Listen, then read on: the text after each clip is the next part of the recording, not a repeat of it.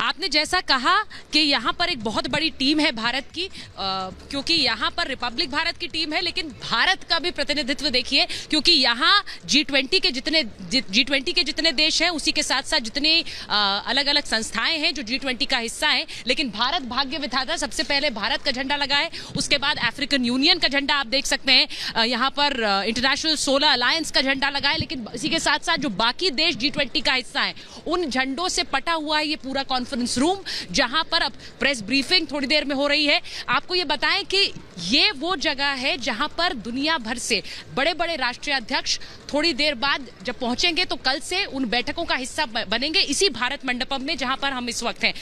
ये एक तरह से आप इसे इस तरह से भी समझिए कि ये एक मिनी वर्ल्ड की झलक आपको देख रहा है। मेरे पीछे यहाँ पर जो अलग अलग देशों के झंडे आप देख रहे हैं, इसी से आप एक अंदाजा लगा सकते हैं कि पूरी दुनिया किस तरह से इस भारत मंडपम में इस वक्त समाई हुई है। उसी की एक झलक दिख रही है, क्योंकि ये भी अब आप बात मान लीजिए कि G20 के मंच पर भारत जो अध्यक्षता कर रहा है, वसुदैव कुटुंबकम की एक भावना के साथ अध्यक्षता कर रहा है, और सारे जो अलग अलग देश हैं उन्हें एक मंच पर लाकर बहुत बड़ा संदेश हिंदुस्तान की तरफ से पूरी दुनिया को जा रहा है। थोड़ी देर बाद आज शाम को जब अमेरिकी राष्ट्रपति जो बाइडेन पहुंचेंगे, अमेरिका का झंडा यहां लगा हुआ है, दुनिया के सबसे शक्तिशाली देश के सबसे शक्तिशाली राष्ट्रीय अध्यक्ष यहां पर पहुंचेंगे, लेकिन उस मंच पर सब राष्ट्रीय अध्यक्ष एक होंगे, क्योंकि भारत एक परिवार का संदेश भी दे रहा है। इस भारत मंडपम की तस्वीरें मैं आपको दिखा रही हूं।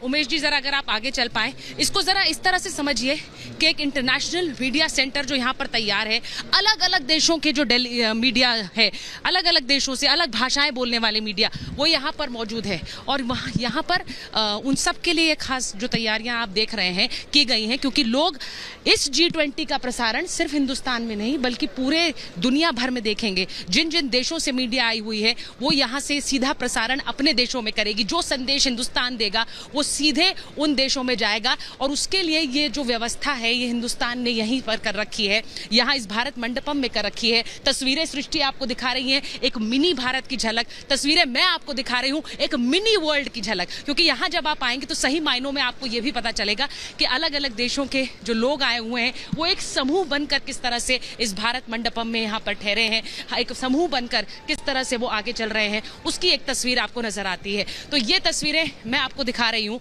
एक बार जरा ये यहाँ पर भारत मंडपम की तस्वीर, जो मीडिया गैलरी है उसकी तस्वीर आपको दिखा रही हूँ, लेकिन जो संदेश यहाँ से जाएगा जब हिंदुस्तान प्रतिनिधित्व कर रहा है, मैं एक बार इन तस्वीरों पर दिखाना चाहती हूँ। जरा आ जाइए इधर से उमेश जी।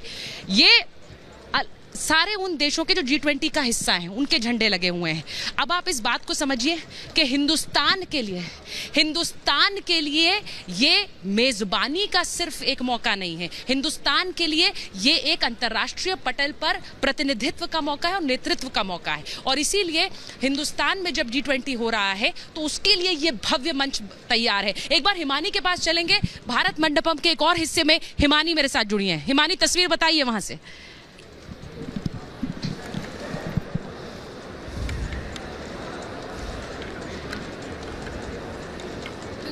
हिमानी और मैं लगातार हम यहाँ से रिपोर्ट करें। हिमानी में जो तस्वीरें हैं जहाँ लिखा हुआ है one earth one family one future, अपने आप में बड़े परिदृश्य में अगर देखें तो भारत की एक तरह से एक अलग छवि यहाँ पर उकेरती है। बिल्कुल, आप देखिए हिमानी और सलोनी का भी हम रुख करेंगे, और मेरे साथ मेरे सहयोगी सुमित जो हैं वो यहाँ पर जुड़ चुके हैं। सुमित, देखिए हम मिनी इंडिया की तस्वीर लगातार दिखा रहे हैं, कुछ लोगों से आप भी बातचीत करिएगा, क्योंकि ये जो तस्वीर है ये बेहद खास है हमारे मेहमानों की। बिल्कुल, और सृष्टि लगातार तस्वीरें आपको यहाँ पर दिखा रही हैं, और मेरे सहयोगी जो अभिषेक है वो आपको तस्वीरें यहाँ पर दिखाएंगे। देखिए हर एक स्टेट का अलग स्टॉल है।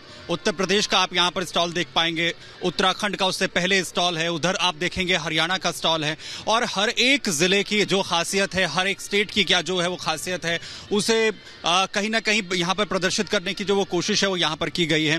और हम कोशिश करते हैं, जरा अभिषेक जरा इधर आइए, जरा बिहार क्योंकि बहुत हैपनिंग स्टेट है पॉलिटिक्स के लिहाज से भी, और यहाँ पर आप देखिए क्या बेहद सुंदर जो नक्काशी है, जो चित्रकारी है वो इस वक्त यहाँ पर की जा रही है। जरा तस्वीरें यहाँ पर दिखाइए।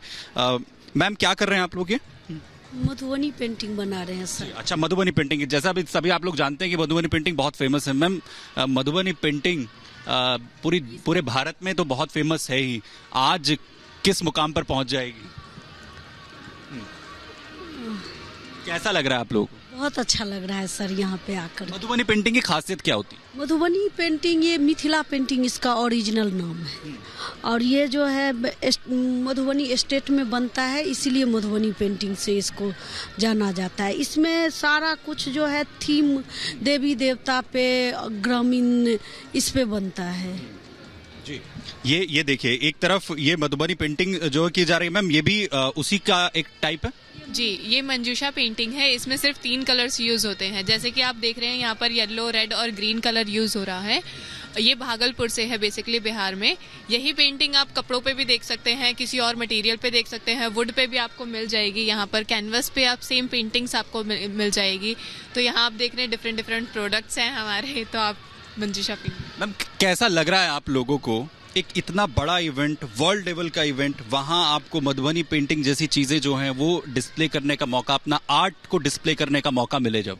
अच्छा लग रहा है। वर्ल्ड लेवल पे हम अपने आर्ट को लेकर जा रहे हैं, अपने आर्टिस्ट का वर्क हम अपने पूरे वर्ल्ड को दिखा सकते हैं। हमें प्राउड होता है अपने आप पर कि हम इंडियन हैं, और मोदी जी हमारे लिए इतना कर रहे हैं कि हमारे आर्ट को वो प्रमोशन कर रहे हैं पूरे वर्ल्ड वाइड। ये आपको लगता है कि एक ऐसा मंच है कि अब पूरी दुनिया जो है वो बिहार को, मधुबनी पेंटिंग को इसके जरिए पहचानेगी? हाँ सर, हाँ।